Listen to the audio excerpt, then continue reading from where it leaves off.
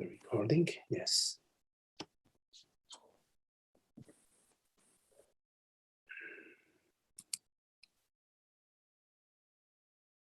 Okay.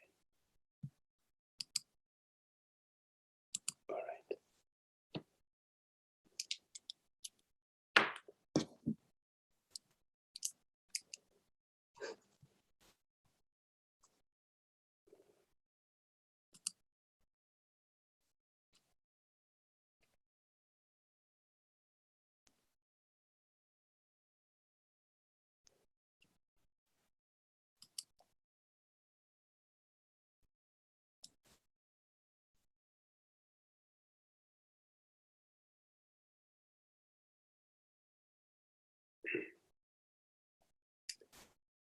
Hello, Grace.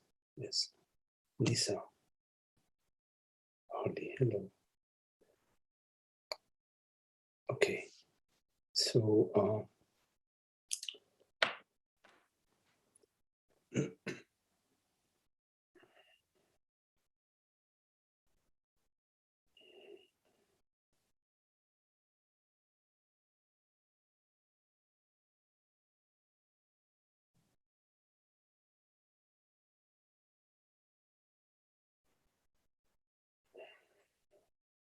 so if you could turn your attention to your essence.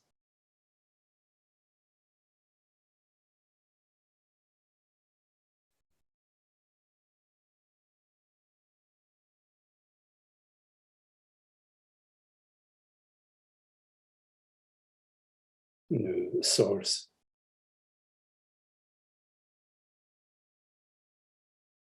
Turning its attention to itself.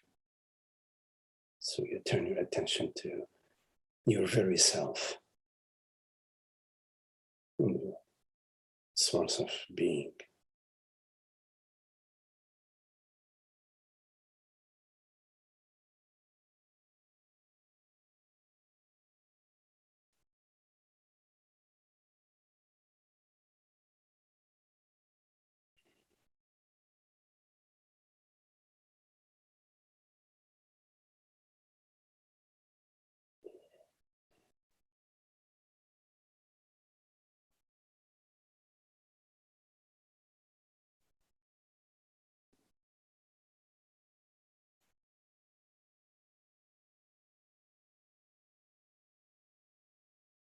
You are this effortless presence.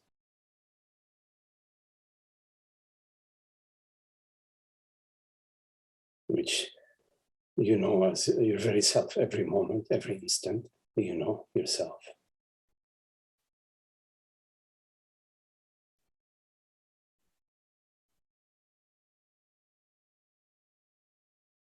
So there is no need to travel far.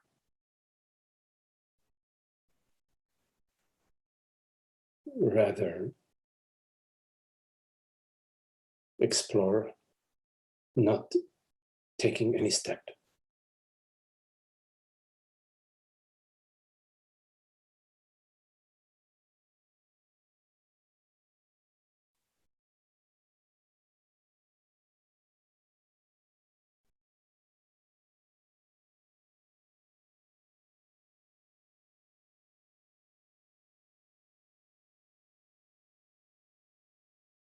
Actually, it's not possible to take any step away from yourself.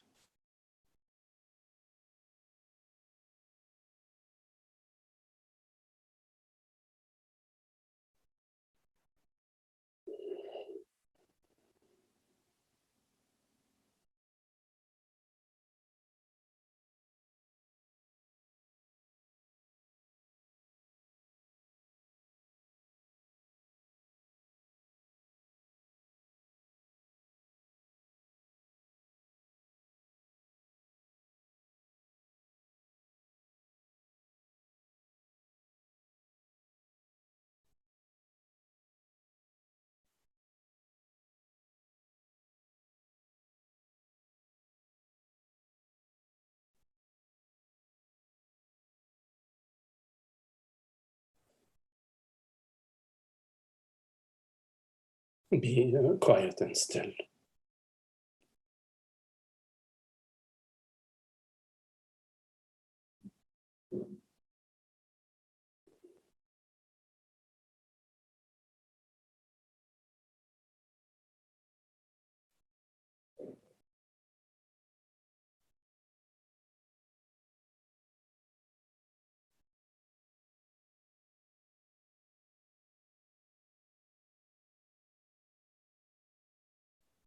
whatever you are seeking, if in case you are seeking anything, you will not find outside of your very being.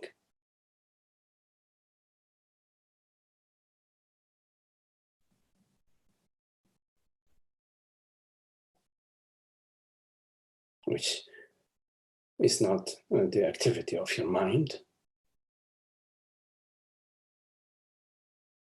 but the reality of being.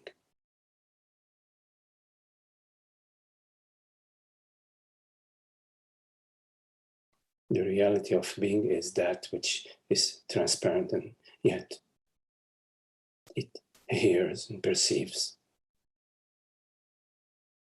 effortlessly.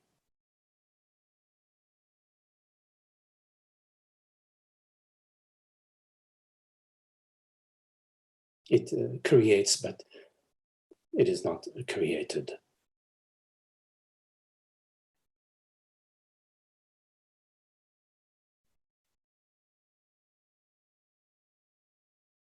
It knows its creation as its very self,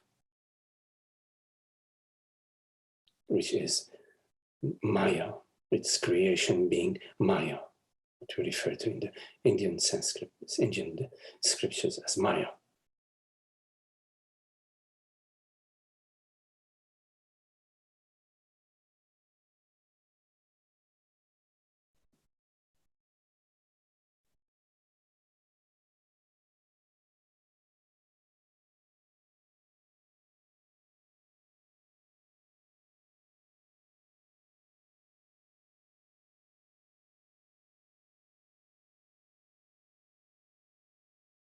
Within creation, there is no disease, there is no injustice.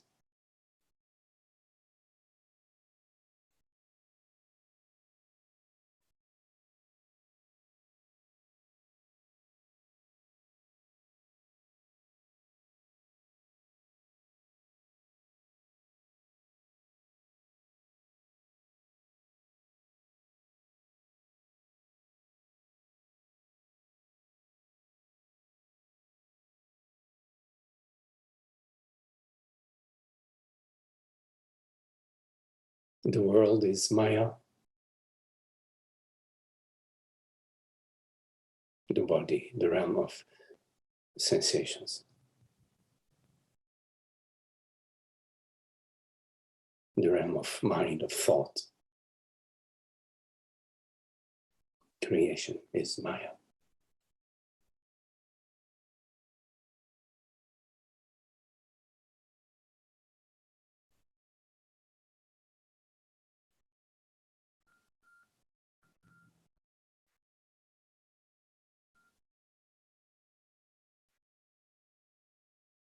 God is creative, and she loves her creativity.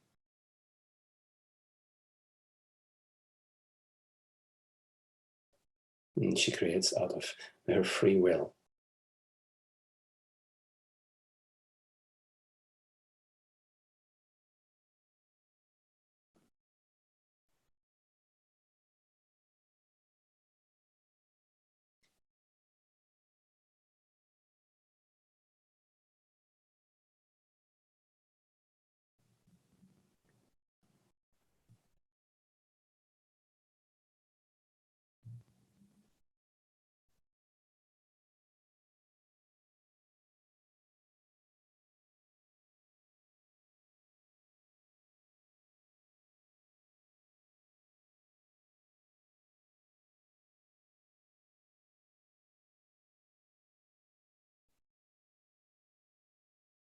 In your imagination, at times you imagine yourself to be a personal God, personal reality.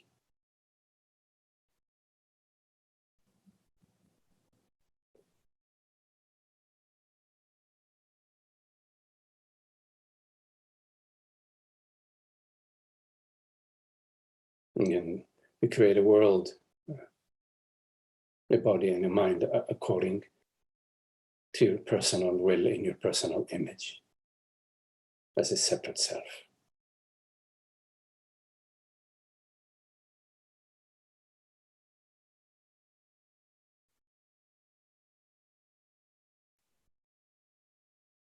And then you perceive right and wrong,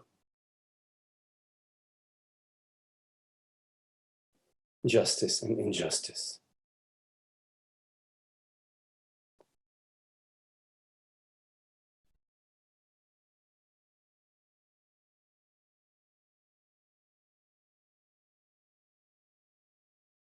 You praise some and you condemn some,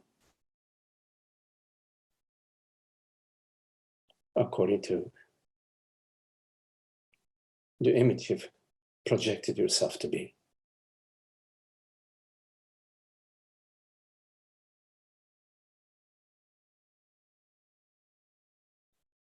Your personal point of view becomes important, becomes the law.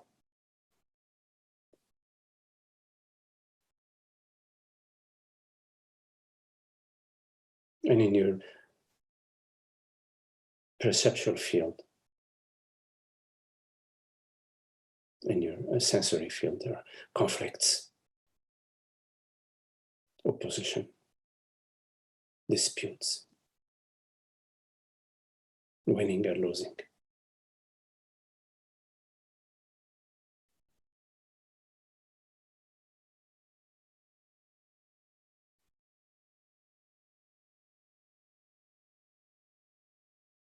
That is the realm of ignorance.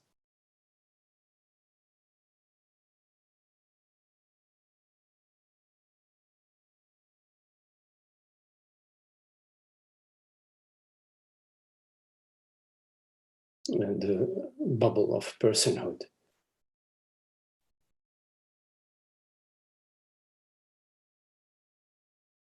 Within this bubble, you project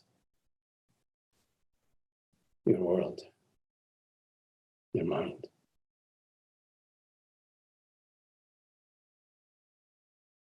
Imagining it to be real. And you overlook Maya, you overlook God's creation.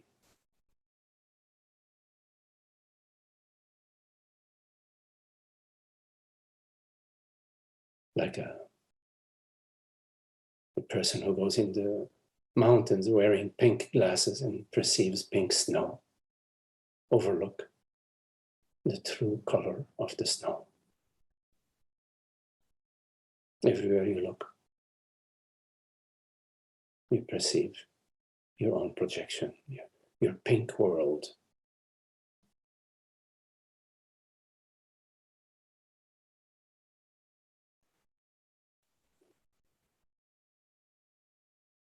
But upon taking off the glasses, you realize, wow, the wonder of all these colors, the green, the white, the yellow. You perceive the shades and shapes of Maya, the creation.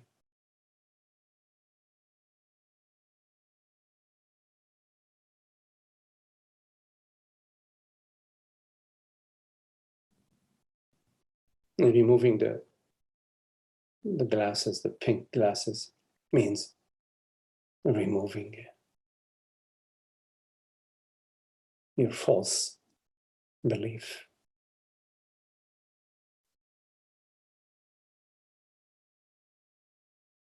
Meaning all beliefs,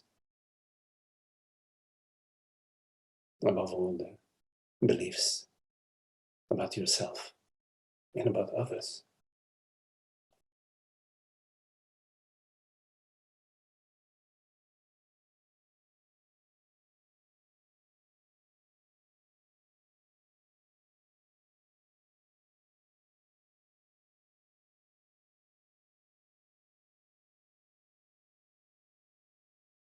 Somebody may ask what will happen to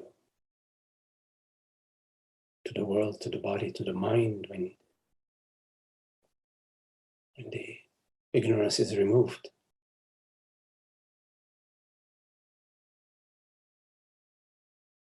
Who cares?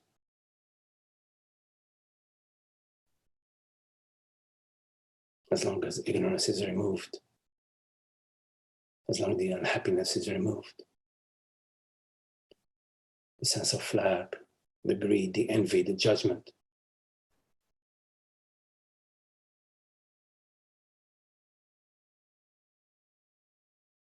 And simultaneously, we recognize our intimacy with others and intimacy with everything. Not the conceptual intimacy, but the intimacy of being, of oneness, the intimacy that we know this moment to be real, to be so true. The intimacy of being.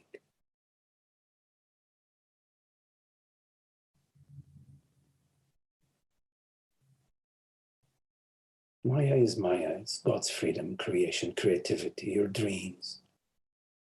Look in your night dreams, all the images that appear and disappear.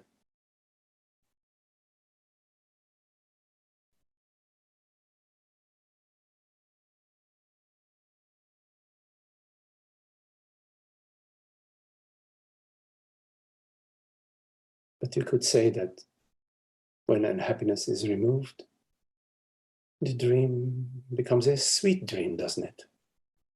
A dream of friendship and sharing and love and playing, creating. A happy dream.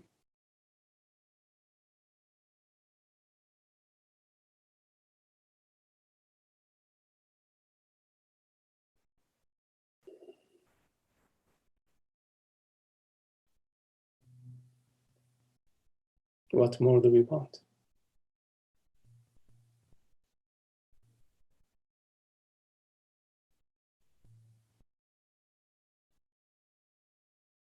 Beyond the peace and happiness.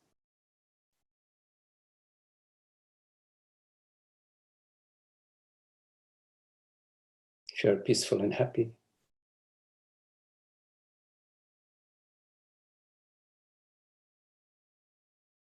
all is well, right?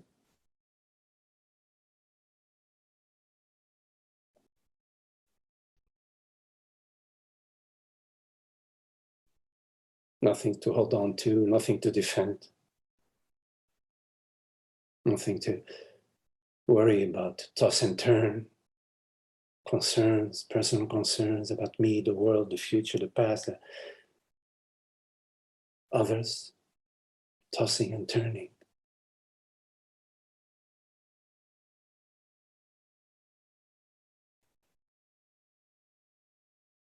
See, as long as you're wearing those pink glasses, it's not possible to perceive the world except as a pink world.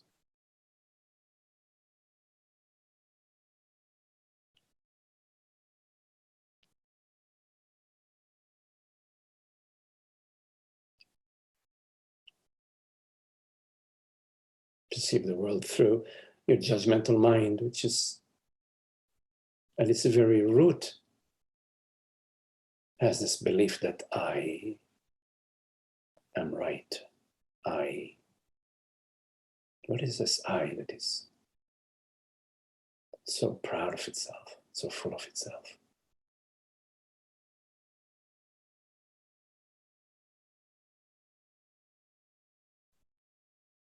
You own it. You play that game. You hold on to it. You prop it up, don't you? Nobody else is propping it up. You're doing it. What for?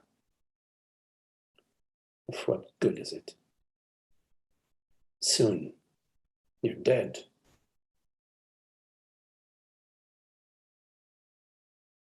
Of what good all this argumentation?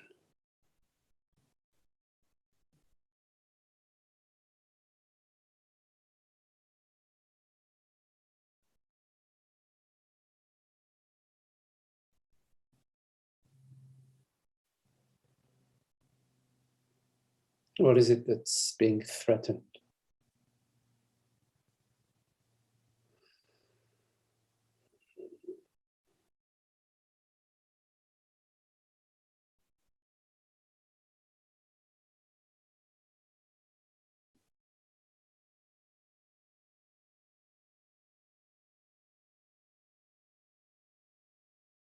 What are we defending?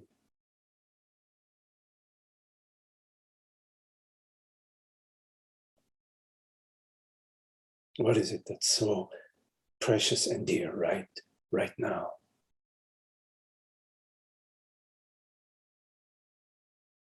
Where do you look? Where do you look?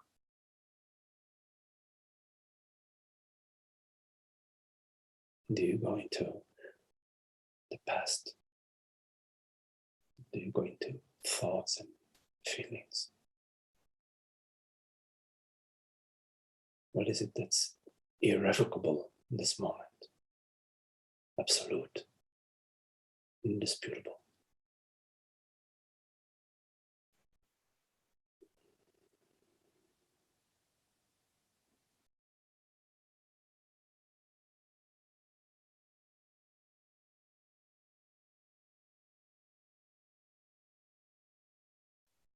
There is no issue with the world, the body, the mind, the events. No issue with the wind, the weather, the oceans, the galaxies dancing,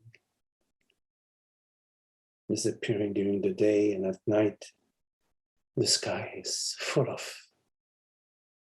wonder, such wonder, looking at the night sky, away from the city, away from the lights of the village, looking at the night sky. Such wonder, such beauty, magnificent.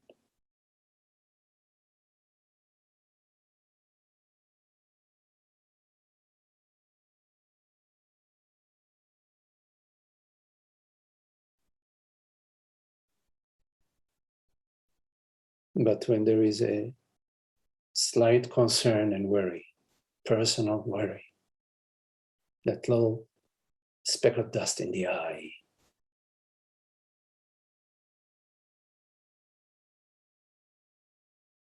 gets in the way, doesn't it?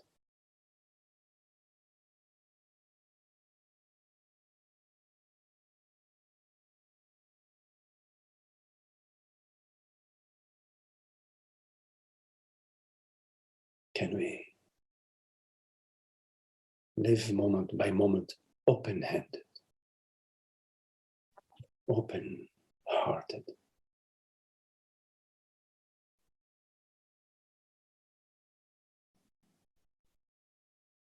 In this moment, every moment, as we meet each other,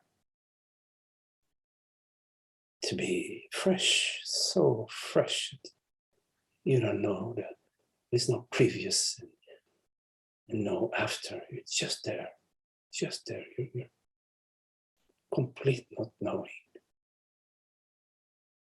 complete no story, no story.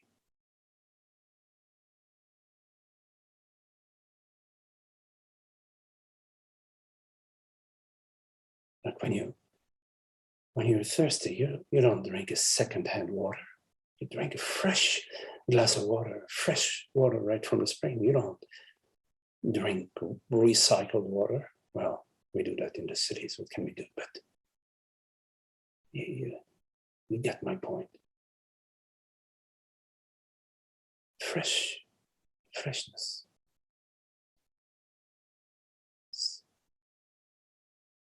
So fulfilling, so complete, so just wonderful. The wonder of being, the wonder of being.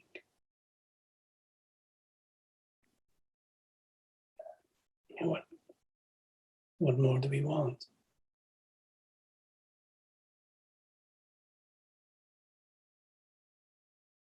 To not to be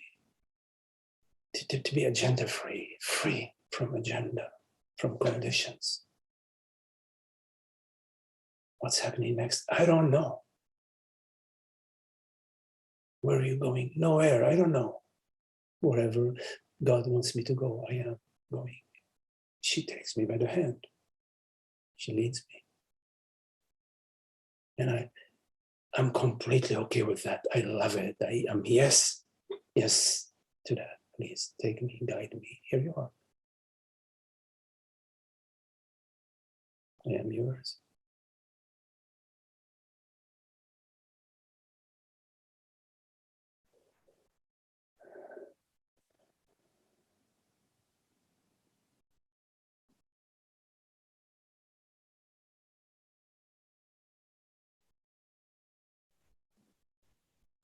So that we can somehow, without any personal intention, we are the light. In the light and the darkness. Like in the mountains you're walking around, and here and there is a spring of fresh water flowing, pouring out of the ground, out of the rock. So refreshing.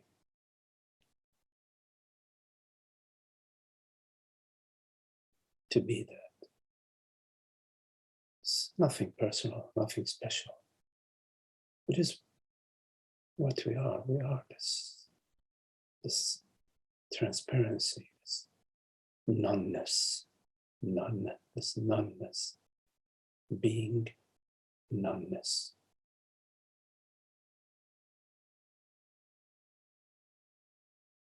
Being no one is like some scriptures say, there's nothing and everything. Nothing and everything. As one.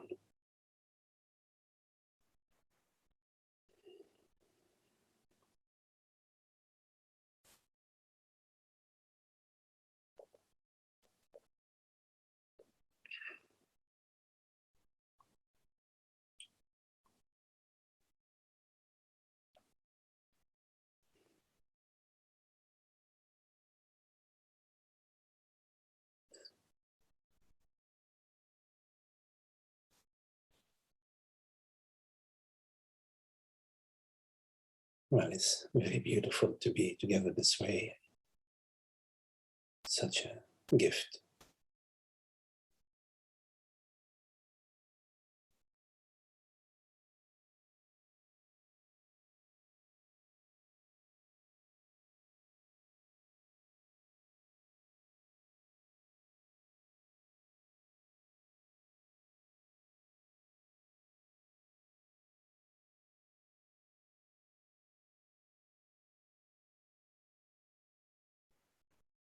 To be committed to this exploration, this living exploration of being, not knowing.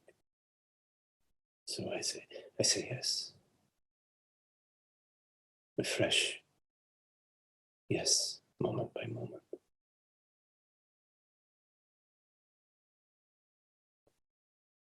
I say we don't need to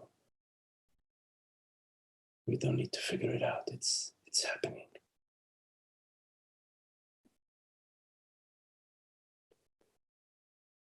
Remember Francis Lucille sometimes saying, satsang, it's enough to show up.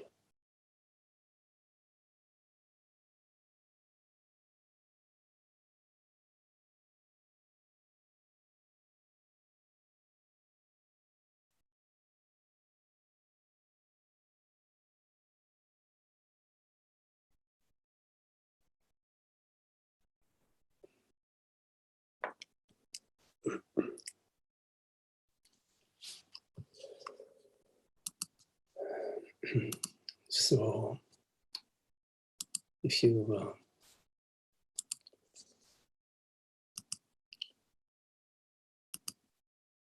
have any questions, anything that you would like to discuss. I just adjusted the security here so that you can unmute yourself and start your video. Any questions?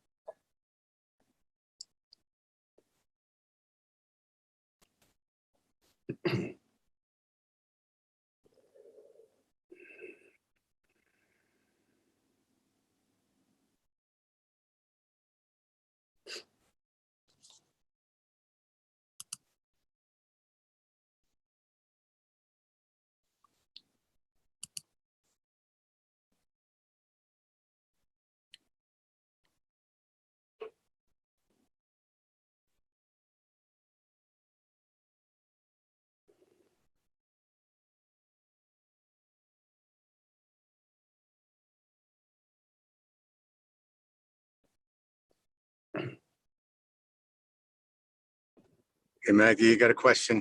Yes. Hey, Frank. Hey, good to see you.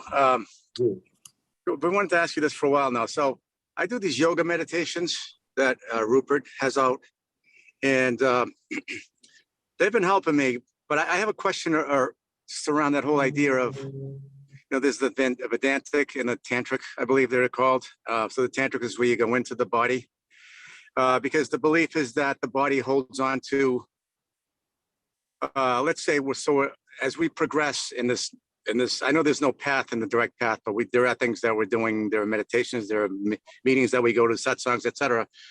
And it seems like the mind will absorb information and ideas change. We come to have more clarity, right?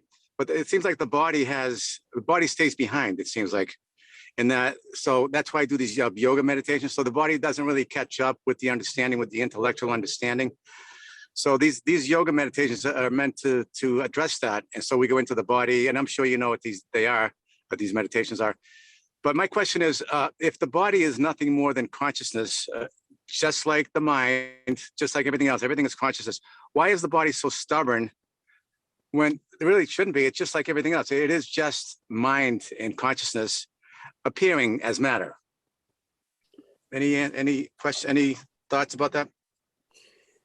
Yes.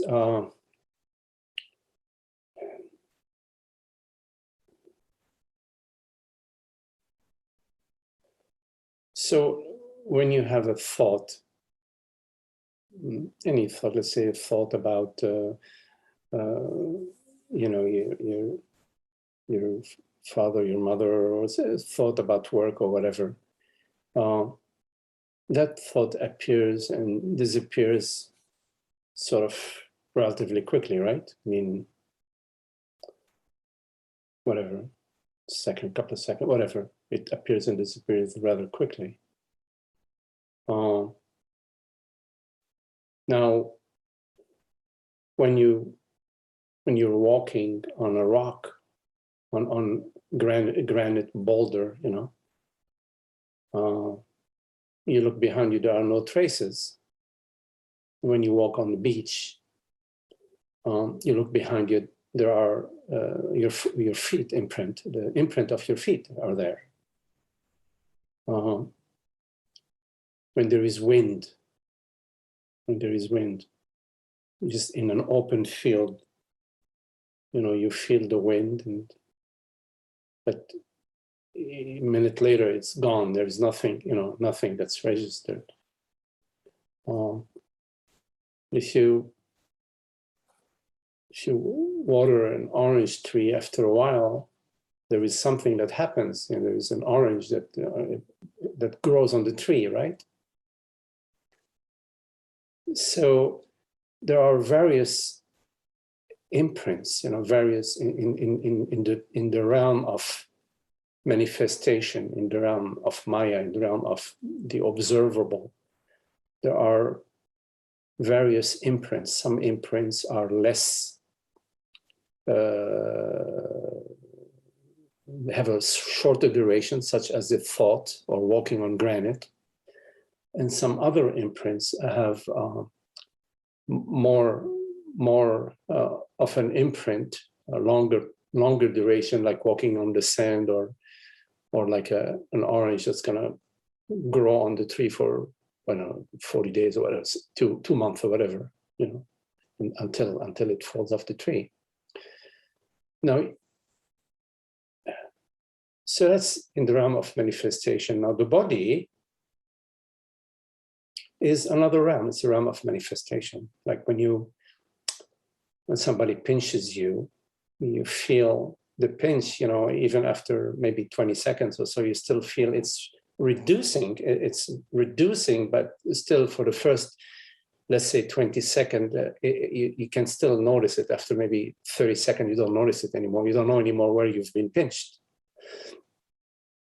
But let's say you have a cut. Let's say that, you know, accidentally you scrape yourself. Now there is a cut and it's bleeding and you put a Band-Aid, right? Now it may take 4 or 5 days. The effect, the imprint on the body takes longer, right? So it depends so when you are in company of friends and enjoying the company and everything like that, it's really sweet. You're enjoying the sweetness. And when you go home, you're feeling cool. Everything is okay, you know. It's nothing special, but you know, you're in your natural state. You're happy, but without even calling it happy. You know what I mean? You're like, all is well. But let's say you go to a meeting and then somebody starts yelling at you and telling you how, I don't know, all sorts of weird, crazy things and insults you. You go home, you may, even as you're driving home, and then when you get home, even it could be even the next day, you may still, it's still there sort of visiting you, right? It's still like, you're not feeling happy, you know, and of course, over time it dissolves. So,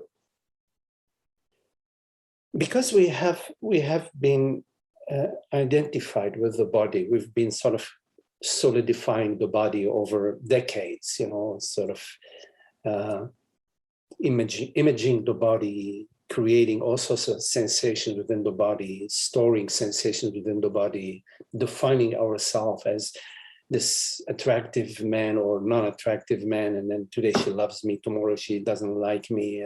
Today I'm praised and at work and I'm feeling good, and a week later they give the raise to somebody else. And all of these events that you're experiencing at 2 levels. You're experiencing them as thoughts and perceptions, and you're also experiencing them as sensations.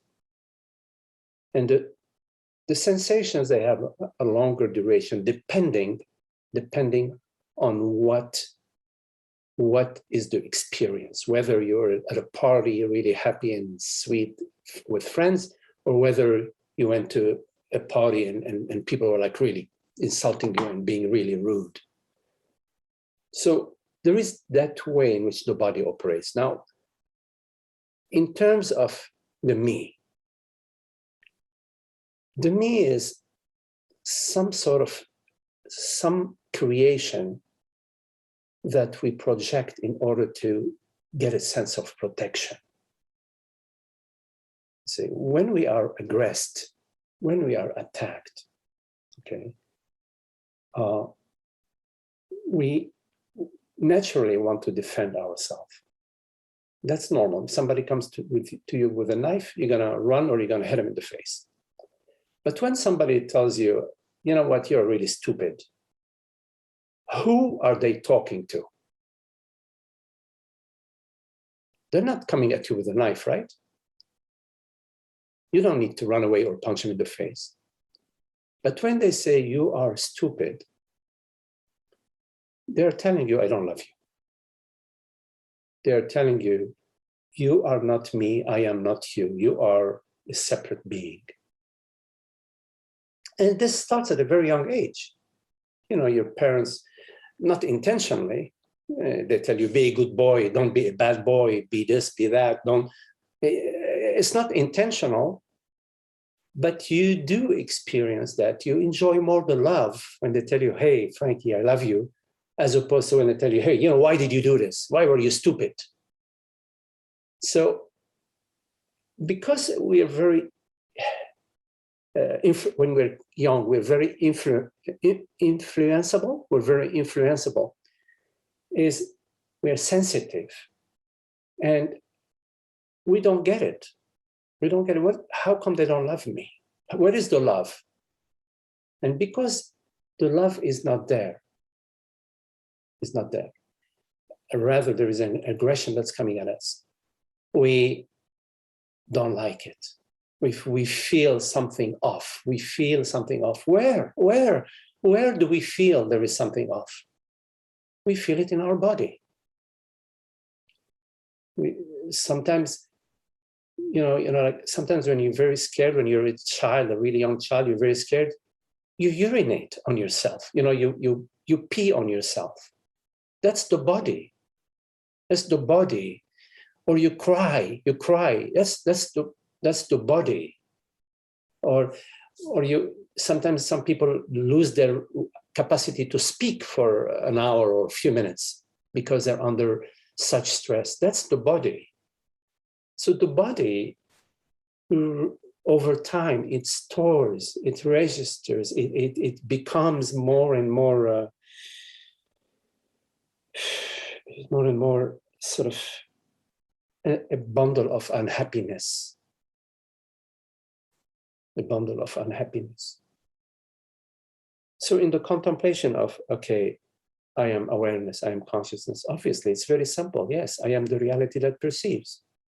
I perceive the world, I'm not the world. I perceive the body, I'm not the body. I perceive thoughts, I'm not the thoughts. I perceive my toes, I'm not the toes. I perceive the oak tree, I'm not the oak tree. I am the reality of consciousness. Yes, I can get that. I can get that, but it's not sufficient, because what is stored in the body is still the sense of separation. There's still that energetic, activity within the body, and it's been stored for so many years that even though you get a glimpse into your true nature, is a process of aligning your life, aligning your body, aligning your thinking, aligning your activities in line with there is nothing personal, there is no separation, there is no reality outside of the reality of consciousness. So how do we align the body with that? The body is saying, heck, I don't like this, I don't like that. It's contracting, you see. Even though you understand all is awareness, all is consciousness, if somebody tells you, you're stupid, I'm not sure what will happen. You have to take a look at what will happen. If somebody tells you that, obviously you feel an impact, which is normal. There is a normal impact of being it's not an expression of love. But we need to notice that there is beyond the normal impact, sometimes or oftentimes, there is the me that arises to defend itself. The arises and says, well, no, you're the stupid one, not me, you're the stupid one. And why did you do this to me? Blah, blah, blah, blah, blah. You will find that not just at the mind level, but even at the physical level. Sometimes we even may punch the other just because they called us stupid. It's not like they're coming at you with a knife. If they're coming at you with a knife, punch them in the face, big time. But if they're calling you stupid, you ask yourself, why did I punch them in the face? All they did is made some sound waves. They're sound waves. You are stupid, sound waves. And I broke their nose, which is much more than a sound wave. You know what I mean? And even if I tell them, no, you are stupid, if I say, yes, you are stupid, all I'm doing is now feeding. I'm feeding the same beast. Now that person on the other side is going to feel, gee, Frank doesn't love me. Now they want to tell you, well, you are stupider than I. You follow what I'm saying? So at the feeling level, we are going to feel, quotes unquote, contracted. And you know what? What's the big deal? What's the big deal? What's the big deal when we are not, we don't have an agenda against feeling a contraction. I have no agenda against feeling a contraction. Imagine that, okay, this is my new exploration. My new exploration is it possible for me to be okay even with a contraction within the body? I'm not going to fight it. I'm not going to hold on to it. I'm not going to project it onto him, my mother, my father. I'm not going to project it. I'm not going to try to rationalize it, which is a form of avoidance, right? I'm just going to just be there. Be there as what? Be there as I don't know. Not be there as a hero, not be there as a spiritual Advaita, blah, blah, blah. Be there as I don't know. Be there where? I don't know where. Be there where? Whatever, wherever. You know what I mean? It's a fresh, not knowing being presence. And that is not just at the mind level, that's also at the feeling level. So with the sensation, I am just completely not knowing, complete not knowing, meaning no agenda, no direction, no classification, no storage, I'm not storing it, no avoidance, being not knowing. At the feeling level, you feel at the feeling level. So when somebody tells you, you know what, I don't like you, or when things don't go your way, you have an expectation. Let's say you have an expectation to go meet your friend. You go and your friend isn't there. They told you I'm going to be there. You go and they're not there. They call you. They say, you know what? I changed my mind. I just changed my mind. What are you going to feel? You're going to feel something because they didn't notify you. You drove an hour to go meet with them. You changed your plans to go meet with them, right? You had other things to do, but you made this commitment. They told you I'll be there. You went there and they called you and told you, you know what, Frank? It was a joke, a joke. Yeah, you're gonna feel something. And so what? Can I be with the feeling openly? And so what? Okay, fine. This is the universe speaking to you. It's the universe speaking to you through your friend. Let's say her name is Mary. Through Mary. Okay? The universe is playing. Why don't you play? Why don't you play along? You want to play the misery? You want to say, well, why freaking Mary, blah, blah, blah, did this to me? I'm a good guy. I never did this to her and she's doing it to me, etc. No. What for? What for? For what purpose? Zero purpose, except your unhappiness. And of course, your unhappiness, and she's going to share it because you're going to call her, you're going to tell her, you know what? I'm not going to see you anymore. Now she's going to be unhappy. So we're spreading the unhappiness, first within ourselves and then throughout the world. Why? Of what, you know, when we go to a restaurant, we want to be served tasty food, right? We want to enjoy, right? Because we love to enjoy. So do it with yourself, with your own feelings. Do it with yourself. Don't wait for somebody to do it for you. You have all what it needs to simply be free. And the freedom doesn't come from anybody else. It doesn't come from anybody else. Magdi, you froze up on me. I'm not sure if it's me or you, but you froze up. Maybe it's where I am. Can you hear me now? You know what? I'm going to maybe shut down your video You're starting to come back, but you're still frozen. So maybe it's me. Can you hear me now, Frank? Yeah, completely Okay, froze. I believe. Yeah, you're frozen. So I don't know if it's me or you. Maybe I should just Yes, it's on try to Frank's come side. back. Yeah, it's on your side, Frank. I can see him fine. Okay, Frank. Can So you guys hear me? yes, I hear you. I'm not sure if it's me or Magdi.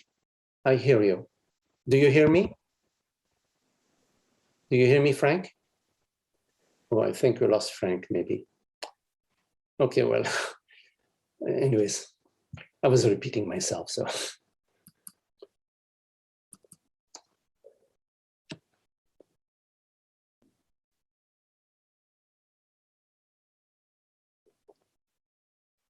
Yes, so the somatic work, at some point, this is what the quotes unquote work becomes. Living this openness, living as a borderless presence, living as the body is a universal body, the body is a cosmic body. Your body is the entire world, you see, because that's how it is.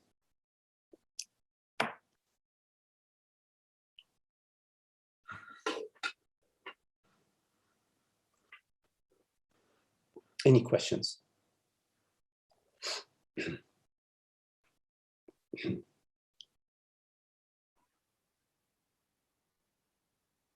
Yes, Maggie. Yes. Hi. Hello, Lisa.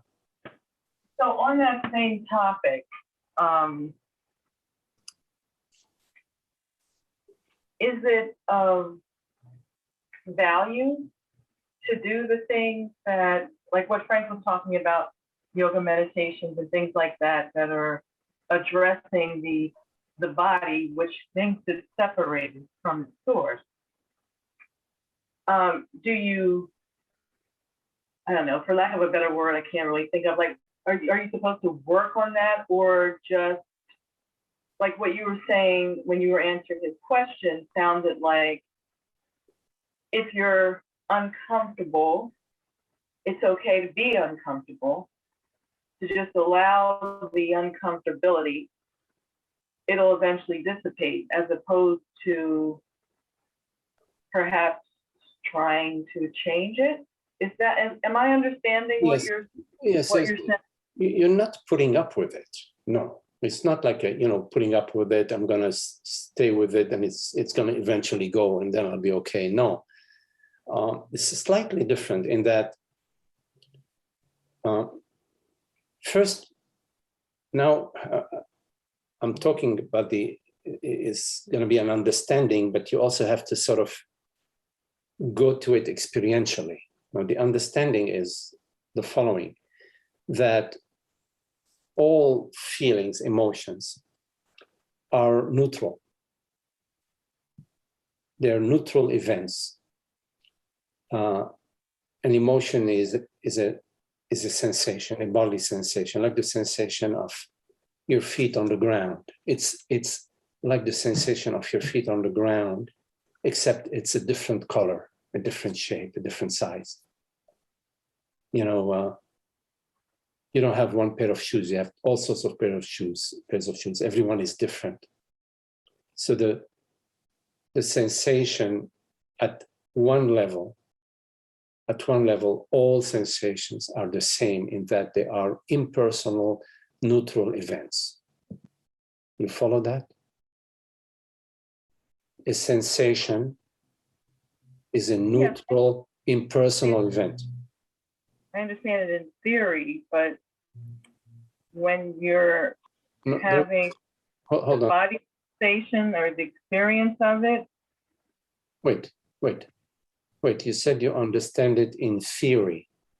Well, let's go back. Let's go back a step.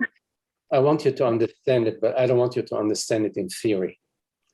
Okay. What I'm saying is the following: all sensation, a toothache, a very, very strong toothache, and the sensation of your feet on the ground are neutral, impersonal events.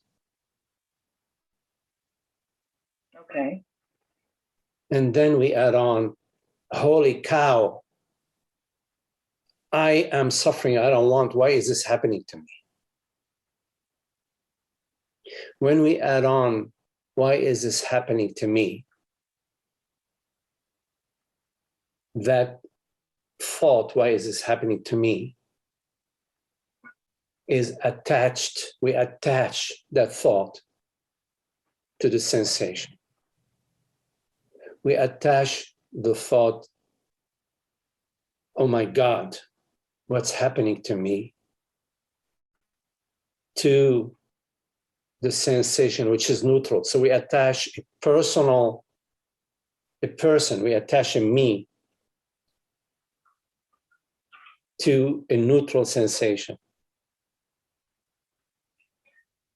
Okay, so right, in other words, like the sensation, oh if my foot is hurting or whatever, you're not necessarily doing that, but the mind is not involved in it. It's just an observation that your foot hurts. Yes, but the why happening to me is thoughts attached to it. Okay, so there is a pain in your leg. Okay, you're feeling a sensation. And very quickly, very quickly, the mind goes, oh my God, my foot is hurting. My leg is hurting. My leg is hurting. So already you have a leg. You already jumped. You made a jump from ouch to my leg is hurting. But it's so quick that you don't even notice that you made a jump.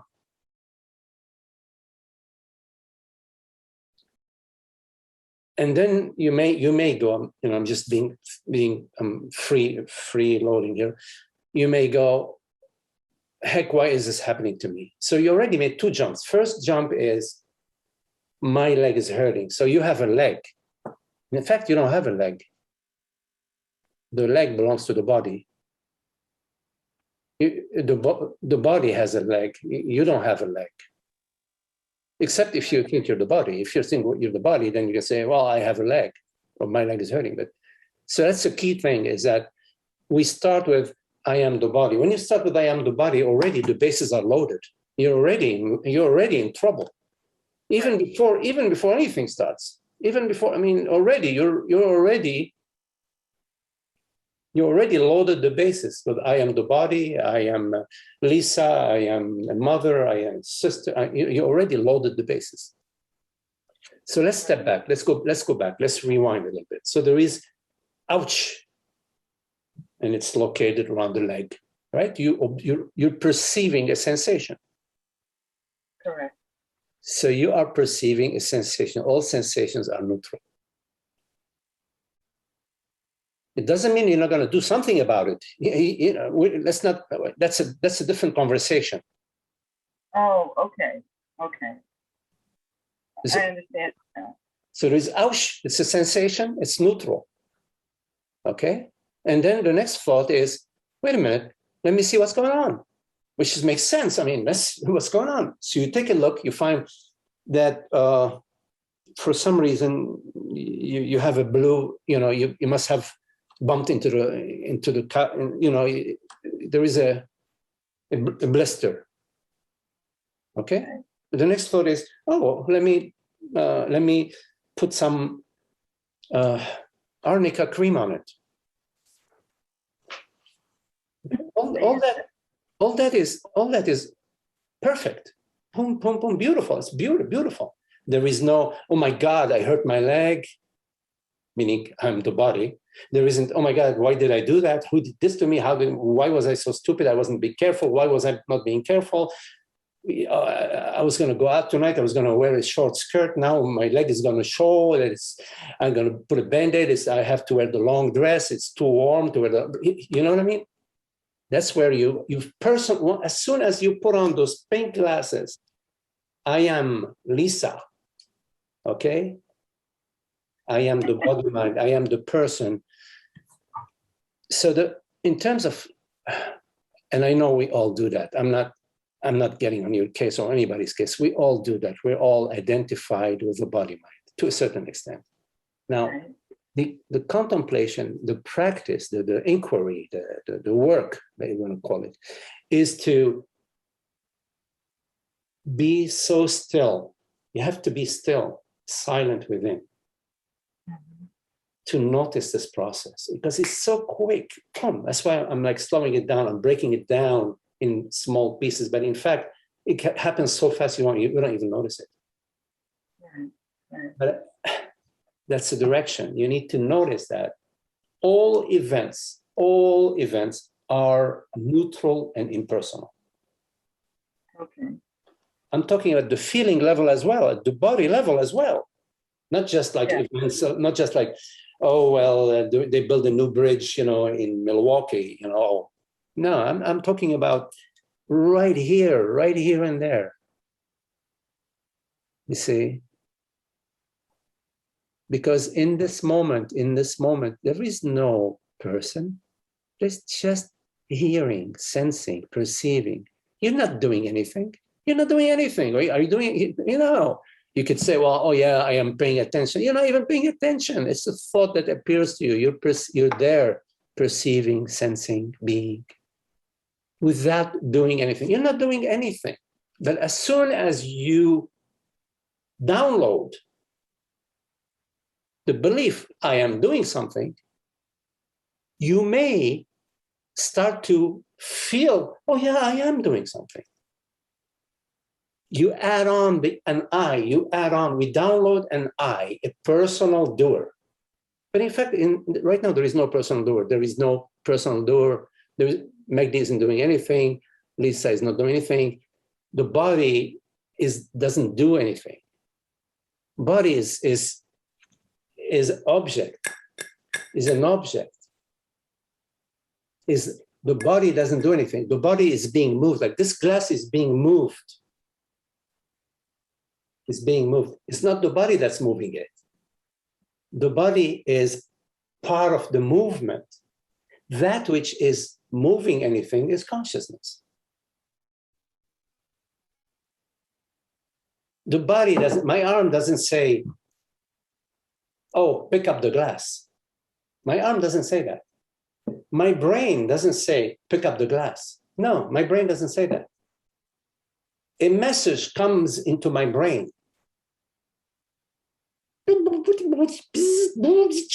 And somehow the brain translates it into this. But it's not the brain who's creating the message. The brain is like in the computer. In the computer, there is a central processing unit, the CPU. The CPU is not doing anything. It is wired. The CPU is full of teeny tiny circuitry. And the circuitry is attached. There is a battery that's tied into the CPU. And there is a fan to keep the temperature cool in the CPU so it doesn't burn. And there is a video card and an I/O card. And so the CPU, the processing unit, is not doing anything. It's part of the mechanism. It's part of it's part of the network, you see. The body is like that. The body is part of the universe. It's not separate from the universe. The body is intricately interconnected with the oxygen, with the gravity, with the radiation fields in the galaxies, with the atoms and the molecules and the quarks and all of that. You see, there isn't a body apart from the universe. You know what I mean? It's not possible. There isn't like a Lisa body outside of the universe.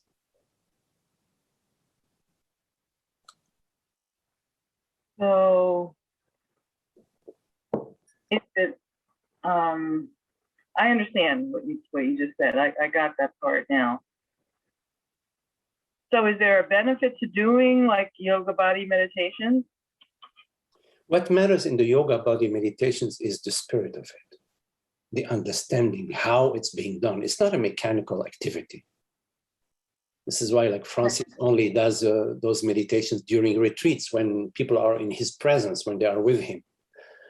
He introduces those types of yoga meditations. Now, The answer is yes, there is. There is a benefit to doing these guided yoga meditations. I would say it is best to do them in the presence of a teacher who can guide you through them. But, given the situation, yes, the answer is yes, but I'm not sure exactly what you're speaking about, because it's not.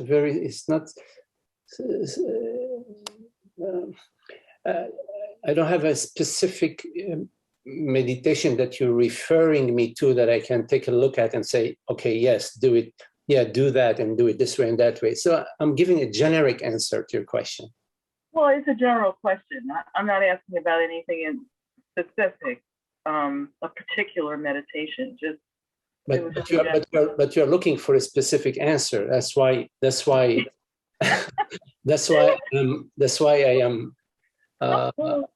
I am saying yes, but I'm not sure. It's a yes with a little hesitation, because I'm not 100% sure what I'm saying yes to. That's why I'm having this hesitation. But yes, overall, the answer is yes. Like, I think the yoga meditations of Rupert or of Francis, definitely, I would say, and Alan Emmett, and there is that British guy. Anybody? I forgot his name, but I'll look up his name next time for you. These are people that you can work with along those lines. Okay. I hope I didn't confuse you with that. I just No. yeah, I listen to them, and I guess on this path I'm just sort of evaluating what I do and if it's necessary or not. Mm-hmm, mm-hmm. Well, so I'm not trying to, like, what's the motivation? Am I trying to fix something or whatever? Yes. Like, I don't want to engage in that kind of activity. So that's really kind of what's motivating the question.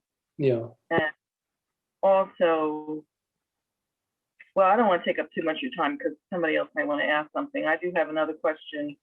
I can wait till another day. I'd like to hear your other question, but first let me just say the following, Lisa.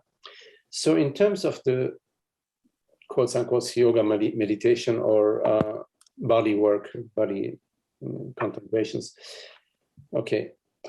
So as consciousness, we are this transparent presence. There are no borders. Consciousness doesn't start here or there. Everything that you perceive right now arises within consciousness, yes? So yeah. At the body level now, at the feeling level, live and act as feeling at the feeling level, feel that you are this totality, that feel that everything is appearing within you at the feeling level. So at the feeling level, the exercise is that everything is appearing within you, but you at the feeling level, you're not, there's no borders to you. There's right. no, there isn't like an envelope to you that says, okay, well, you're inside this envelope. Yeah? So at the feeling level, feel yourself to be the entirety, feel yourself to be the entire space. So you relax your body, you relax your belly. And you breathe the entire world. So you're breathing in and out the entire world. The entire world is appearing in you. This perception right now is appearing within your body. And you are this immense body, this invisible body. Everything is you. Everything is appearing and contained within you, at zero distance from you, but within you. You don't appear, you're not inside the kitchen or the bedroom or the living room or the dining room. You're not inside it. The body is. Right. This glass is on the table. Yes, the body is. But you are perceiving this perception, but you are not perceived, right? Right. You perceive this perception, but you're not perceived. And yet, although you are not perceived, you cannot deny yourself, right? You cannot deny, I perceive. Yes? So you're perceiving this perception. You're perceiving an image or a feeling or a thought that says, this I am inside the kitchen or inside the living room. This thought is appearing within you awareness, not within the body, within you awareness. Everything is appearing within you, but you don't appear. There are no words that can describe you, meaning consciousness. There are no words that can describe consciousness, but there are many words that can describe you, woman, you wear glasses, the height of the body, blah, blah, blah. There are many ways of describing the body, right? There are many ways of describing the body. Many ways can describe the body from many ways. Yeah. But how do you describe consciousness? The real you, the only you, actually, the only you. How do you describe you? Not the body. The body, we're okay, no problem, I'm born in Lebanon, you're born in whatever, the body. But you, how do you describe you? Right? There are no words, right? No. There are no words to describe you. Right? We could write books about your body, about your life, about your parents, about your history, your ancestry, etc. Of course, that's not a problem. Right? We could write books about the Roman Empire. We could write books about it. Right? But about you, that which is right now perceiving, there's nothing that can describe that. Not a word that can describe that. It cannot be described. And yet it's undeniable. The I am is undeniable, right? It's undeniable. Not I am the body. No, the body is whatever it is. The body is body. This glass is whatever it is. This mouse is whatever it is. The table, okay, wood, teak, oak, whatever, who cares? Talking about you. So experientially, the yoga is to be this you livingly, knowingly, to be this you, that which is undefined, not defined. So we say, okay, everything is appearing in you. This is just a yoga. Everything is appearing in you. It's just a yoga. It's just a means to invoke in you that reality that you are beyond description. Yeah. And although you're beyond description, you perceive this glass, right? Right? Yeah. This glass that you perceive, how far is it from you?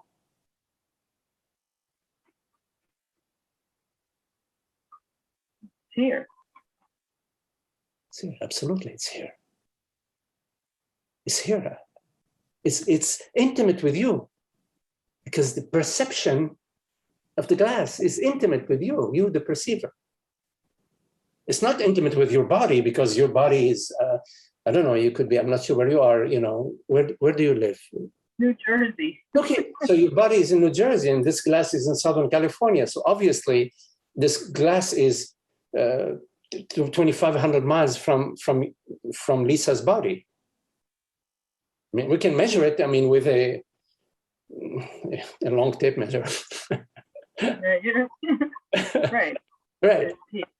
But how far is it from you? Not from the body, from you. Right. How far is it from you? You see? Right. I am invisible, there are no words that can describe me. And also, nothing is apart from me. Everything may be apart from my body, because my body is in New Jersey, and there's so many things that are apart from my body. Like the table is apart from my body, the bed is apart from my body. But nothing is apart from you because of the complete intimacy.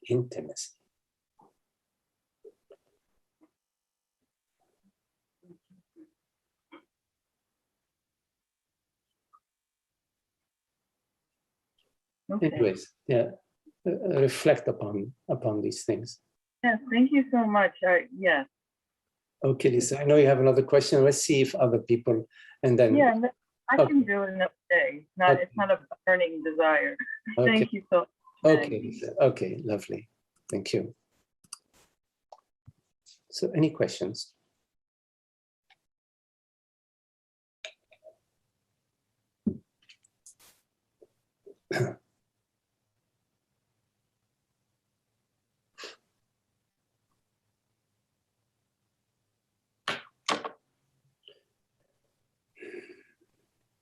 Magdi, when we started the meditation, I felt this stillness and silence inside.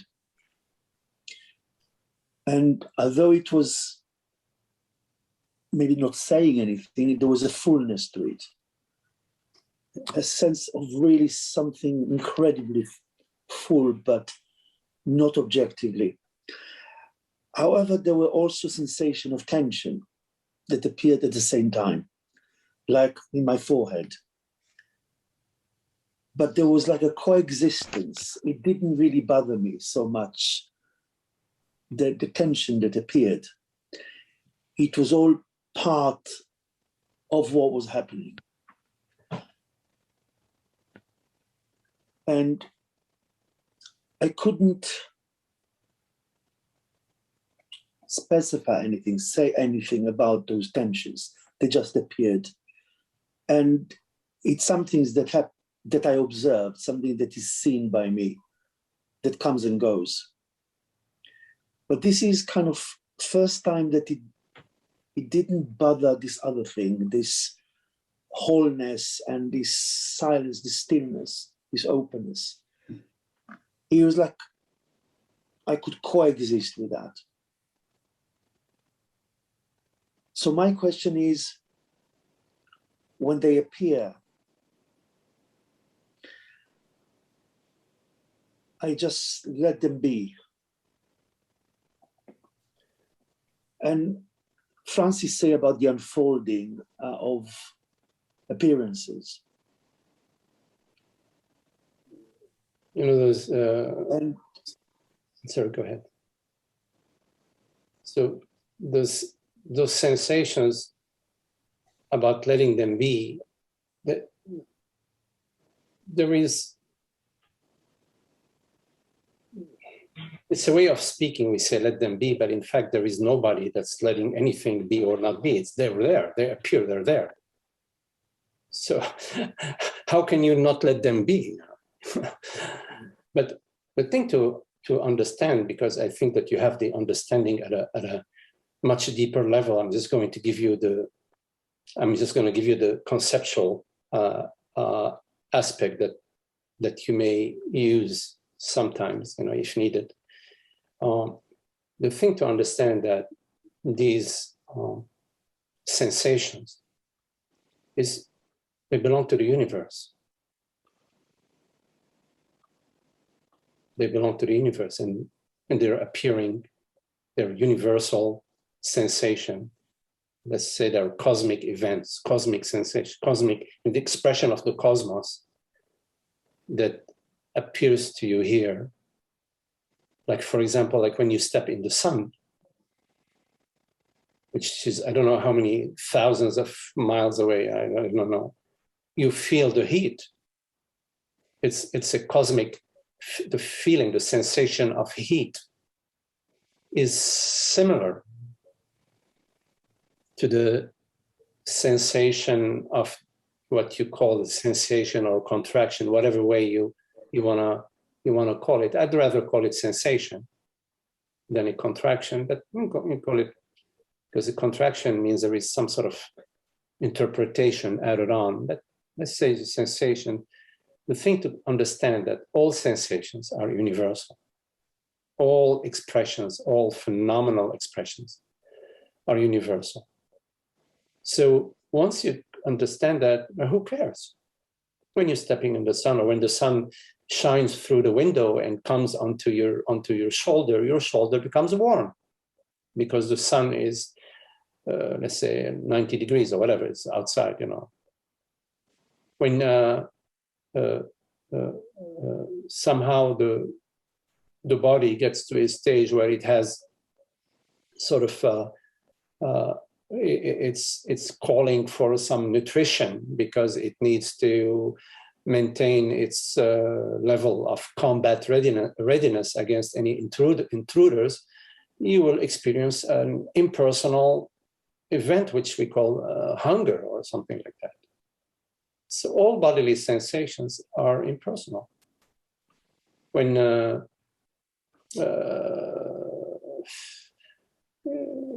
you walk by you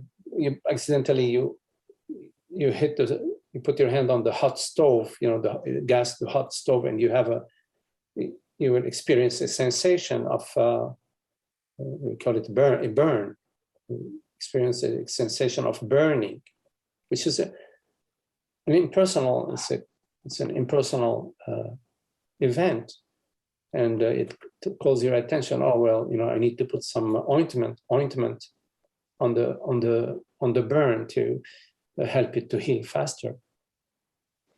So from that perspective, once you don't perceive any personal problems, you're not adding, oh gee, this is good, this is bad. Because the way you spoke about this contraction or sensation arising, but it wasn't disturbing the peace. It's beautiful, beautiful. I experience all sorts of sensations that don't disturb the peace. You see, and it's only when we add, you know, we add a personal whatever, a personal subject with how things should be and how things should not be. But we don't need to do that. I mean, we don't need to do that. I know we habitually do that, but we're trying to see through this unhappy situation. Why spoil the party? You know, you have a burn. Why spoil the party? Just put some ointment and you know, you're okay. It'll take you a week to recover. I mean, recover meaning the body will heal. In a week, you're going to feel the sting, you know, for another 5, 6, 7 days. It slows down. Who cares? You know, the body, all these bodies are going to die. I mean, what's the big deal? Imagine that we have a body like a robot. You know, we don't scratch, we don't get cut, we don't. We're constantly the same charge. We move like this, move like that. Time to eat, time to sleep. No, we would say, "Oh Jesus, why are we stuck here?" You know what I mean? It's God is creative. She's a player, you know, and we're playing. Thank you, Magdi. Makes a lot of sense. That's Thank you. Wonderful. Thank you, Nathan. Thank you. So, any questions?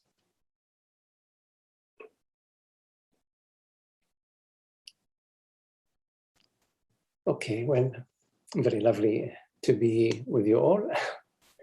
As usual, it's so just to be together around this, around the love that we are, expression of our being, of our true being, as what we are, as one, as this wonderful family of one. So Holger, thank you, Holger and Charlie. Rahul. Yes, hello, Magdi. Thank you. Pleasure, Nathan. Thank you very much. Ina. Thank you, Magdi. Thank you. Lisa, cool hat, Lisa, George. Thank you, Magdi. Grace, Zoe. Hello, Zoe. Hey, John. Hi, John. Jenny. Hello. Karen. Hello, Karen. Thank Dog. you, Magdi. Hey, John. Yes, lovely, Karen. Dog. Hi, dog. Holly. Hello, Holly. Hi. Shiva. Salut, Shiva. And of course, my sweet Tara.